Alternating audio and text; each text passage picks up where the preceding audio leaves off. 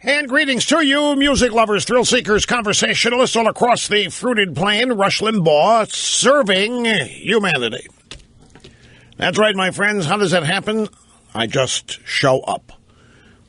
A thrill and a delight to be with you. The telephone number is 800-282-2882. The email address, lrushbo@eibnet.com. Now, about an hour ago when the program began, I noted yesterday, the only thing the drive-bys wanted to talk about was vaccines. Yes, and how the Republicans were the Neanderthals, and the Republicans didn't care about the children. And how the drive-bys in Obama were trying to create the next wedge issue, such as they did with the war on women and contraception. Now it was vaccines. And now, lo and behold, you don't find a word about it in the drive-by media today. No, instead today we've got ISIS. But even so, even with ISIS, why did the drive-bys drop all the focus on vaccinations?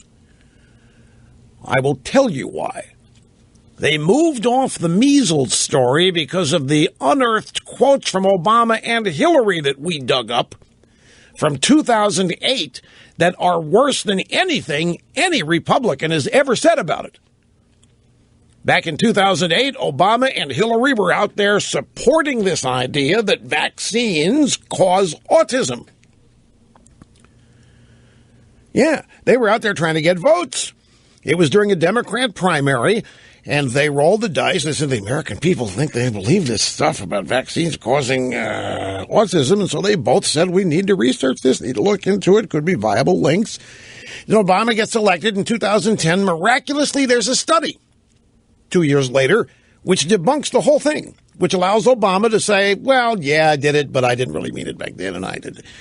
But the fact that we went, and a lot of people did, and dredged up what Obama and Hillary said about 2008 is why the drive-bys have dropped that story. That's why this measles and vaccination thing, and another reason, so many people made the point that the only reason it's an issue now is Obama's immigration policy, that we had conquered the disease. The CDC had officially proclaimed measles to be a conquered disease in 2000, meaning there was no need for any more vaccines.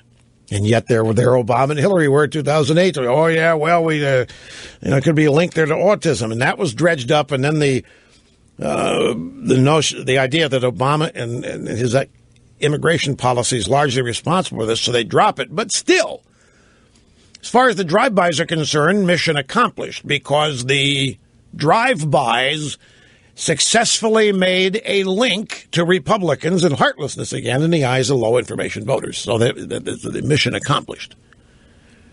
And in the minds of low-information voters, the Republicans, once again, are the cold-hearted, mean-spirited, uncaring extremists. And that's all they wanted out of the measles vaccination story anyway. Now, the New York Times ran a huge correction. One of the biggest corrections I have ever seen in the New York Times. It's a correction to their article tying Republicans to this anti-vaccination movement. It's a 180-word correction to 3 factual errors in their story yesterday. Here's the correction. An earlier version of this article gave incomplete context for a quote by President Obama. When he said of autism and other disorders among children, some people are suspicious that it's connected to vaccines, this person included, he was not referring to himself. He was pointing to a member of the crowd. An earlier version also misattributed a quote. It was Dr. Thomas Frieden, director of the Centers for Disease Control, who said on the ABC News program this week that the science was clear and convincing. Study after study has shown there are no negative long-term consequences. And the more kids who are not vaccinated, the more they're at risk and the more they put their neighbors' kids at risk. Well, it was not Governor Scott Walker of Wisconsin who also appeared on the show. They tried to tie Scott Walker to that. And they had to point out, well, it was not Governor Scott Walker of Wisconsin who also appeared on the show.